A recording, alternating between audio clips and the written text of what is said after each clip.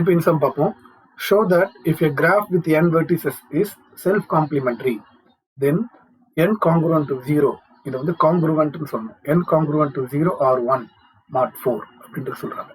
அதாவது என்னன்னா, ஒரு கிராஃப் செல்ஃப் காம்ப்ளிமெண்டரி கிராஃபா இருக்கணும்னா அதுல இருக்கிற நம்பர் ஆஃப் வெர்டிசஸ், ஏன்னா என்னதான் நம்பர் ஆஃப் வெர்டிசஸ் சொல்லியிருக்கோம், அதுல இருக்க நம்பர் ஆஃப் வெர்டிசஸ் எப்படி இருக்கணும்னா 4ஓட மல்டிபிளா இருக்கணும் ஆர் அதுக்கு அடுத்த நம்பரா இருக்கணும். அதாவது இதோட மீனிங் என்னன்றது நல்லா புரிஞ்சுக்குங்க.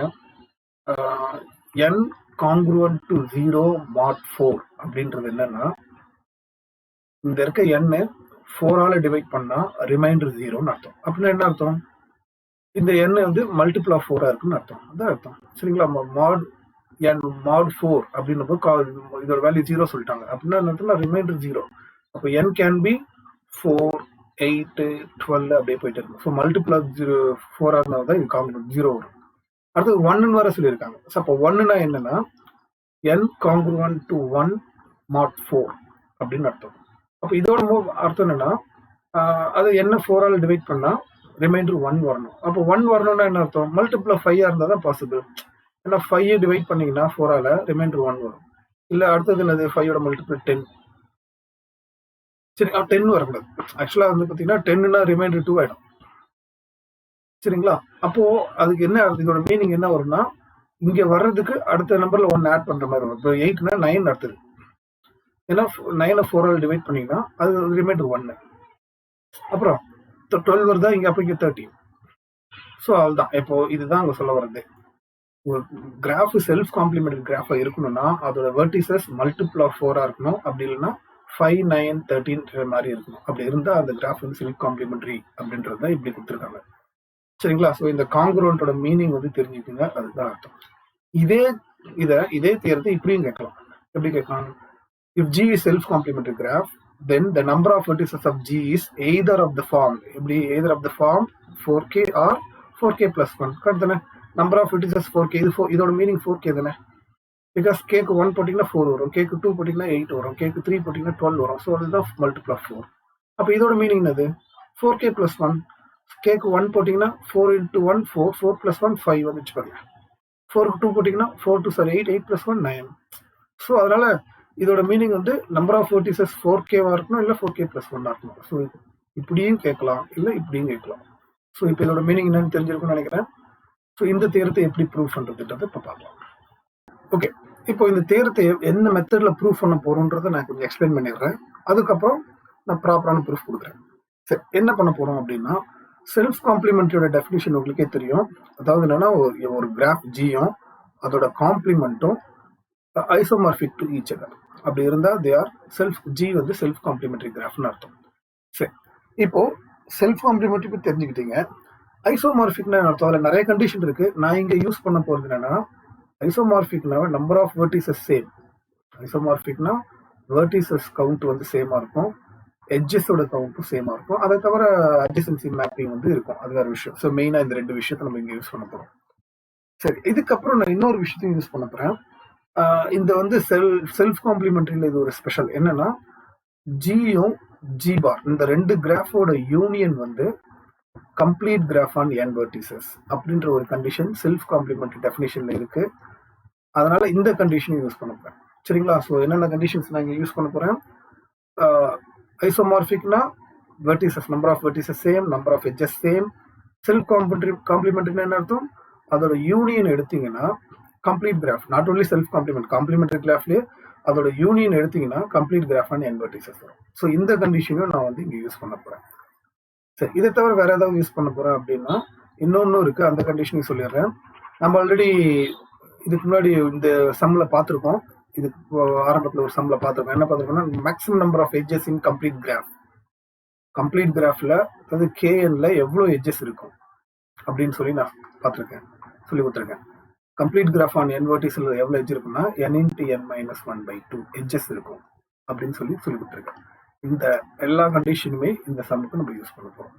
சரி, அப்போ என்ன லாஜிக் யூஸ் பண்ண போறோன்றது கவனிங்க. ஆக்சுவலா என்னன்னா, இப்போ நான் இங்க சொன்ன மாதிரி தான் ஜி ஒரு கிராஃப், அதோட complement G bar both are isomorphic to each other.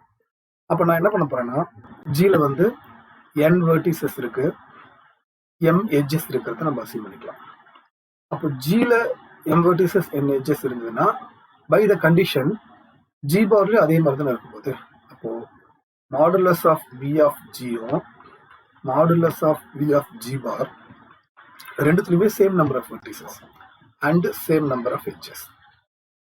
Edge கவுண்ட்டும், அதாவது இதை எடுத்துக்கிட்டிங்கன்னா எட்ஜ் கவுண்ட்டும் எல்லாமே ஒரே மாதிரி தான் இருக்கும் அப்படின்றது நம்மளுக்கு தெரியும். Edge count same. ஓகே, அதுக்கப்புறம் நான் இன்னொன்று சொல்லியிருக்கேன், இதோட யூனியன் வந்து பார்த்தீங்கன்னா என்ன சொல்லியிருக்கேன், கேன்னு சொல்லியிருக்கேன்னா, அப்போ ஜி யூனியன் ஜி பார் வந்து complete graph on N vertices சொல்லியிருக்கேன்.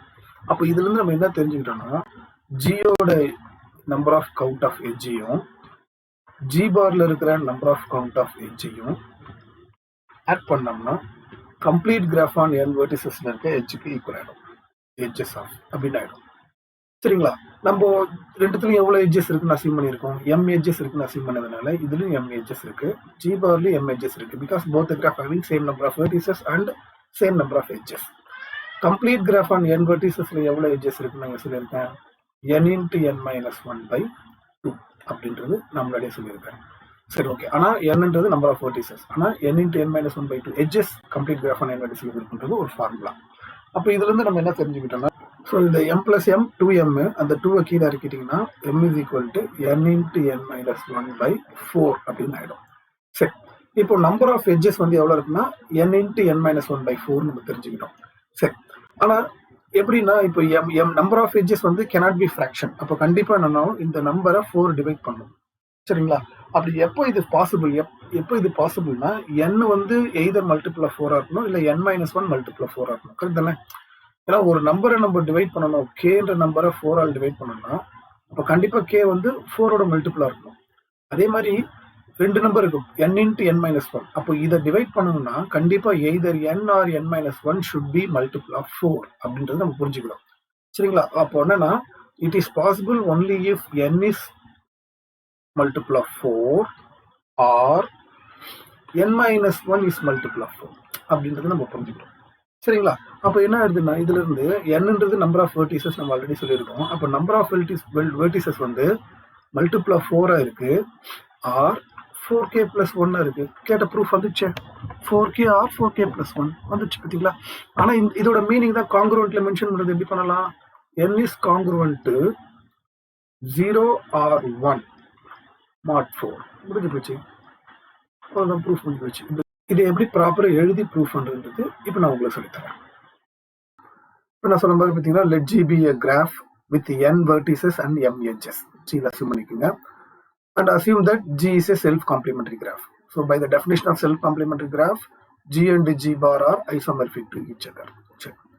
இப்போ isomorphic condition படி பார்த்தீங்கன்னா நான் சொன்ன மாதிரி number of edges in G and G bar same. So Gல m edges இருக்குன்னா ஆட்டோமேட்டிக்காக G barலயும் m edges இருக்குன்றதை நம்ம இங்கே எடுத்துக்கிட்டோம். And now complementary graphல நான் சொன்ன மாதிரி union of complementary graphs will be complete graph on n vertices.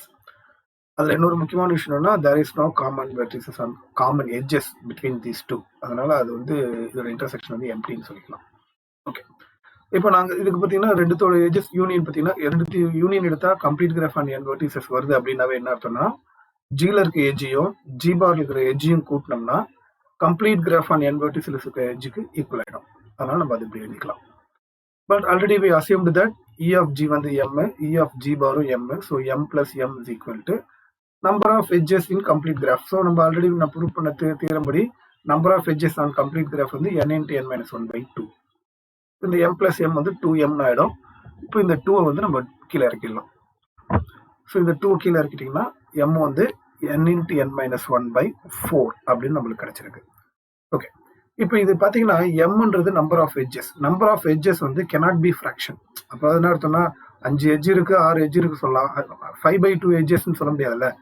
3/2 5/2 இந்த ஃப்ராக்ஷன்ல சொல்ல முடியாது. So m cannot be fraction. அப்படின்னா என்ன அர்த்தம், கண்டிப்பா மேல இருக்கிறது 4 ஆல டிவைட் ஆகணும். 4 ஆல எப்போ டிவைட் ஆகும்னா either n or n minus 1 வந்து மல்டிபிள் ஆஃப் 4 இருந்தால் மட்டும் தான் அது பாசிபிள்.